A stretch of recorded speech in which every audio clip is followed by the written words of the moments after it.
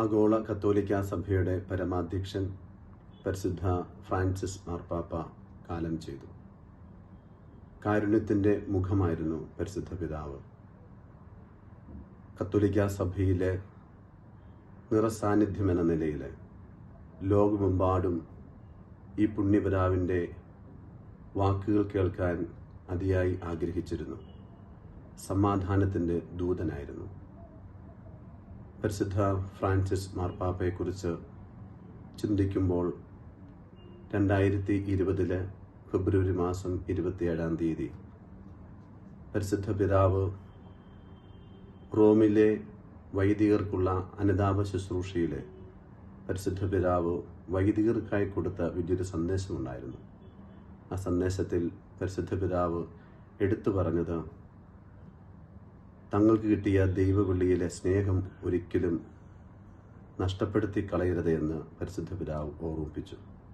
അതോട് ചേർത്ത് അധികാരിയോടുള്ള ബഹുമാനവും സ്നേഹവും തങ്ങളുടെ ജീവിതത്തിൽ എന്നും ഉണ്ടായിരിക്കണമെന്ന് പരിശുദ്ധ പിതാവ് പ്രത്യേകം ശ്രദ്ധ നൽകി.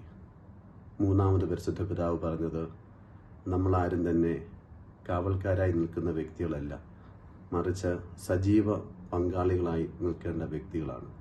പരിശുദ്ധ പിതാവിൻ്റെ ഈ ഓർമ്മപ്പെടുത്തൽ തൻ്റെ ദൗത്യം ഏറ്റെടുത്ത കാലം മുതൽ സഭയുടെ പരമാധ്യക്ഷ നിലയിൽ എല്ലാവർക്കും എല്ലാ തലങ്ങളിലും പരിശുദ്ധ പിതാവിൻ്റെ ശ്രദ്ധ കൊടുക്കുകയും അതോട് ചേർത്ത് വെച്ച് പരിശുദ്ധ പിതാവ് തൻ്റെ ജീവിതത്തിലെ വലിയ സാക്ഷ്യം ജനത്തെ എങ്ങനെയെല്ലാം അത് ഏൽപ്പിച്ചു കൊടുക്കാമോ ഏൽപ്പിച്ച് ഈ സമാധാനത്തിൻ്റെ ചൈതന്യവും സ്നേഹത്തിൻ്റെ ചൈതന്യവും പ്രാർത്ഥനയിലുള്ള ജീവിതവും പരിശുദ്ധ പിതാവ് പഠിപ്പിച്ചു.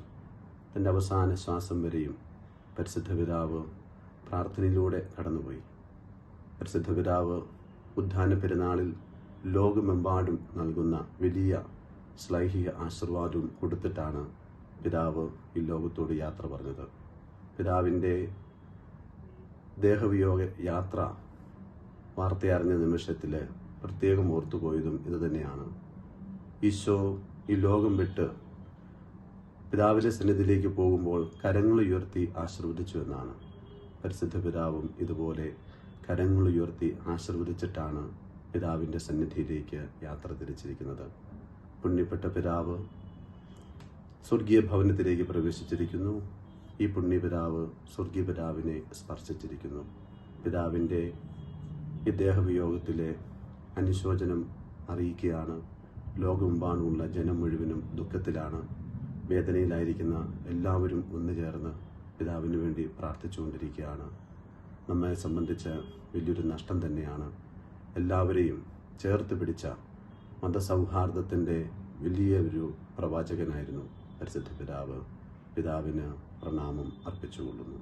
കൂടുതൽ വാർത്തകൾക്കും വിശേഷങ്ങൾക്കുമായി Kerala life YouTube channel subscribe ചെയ്യുക.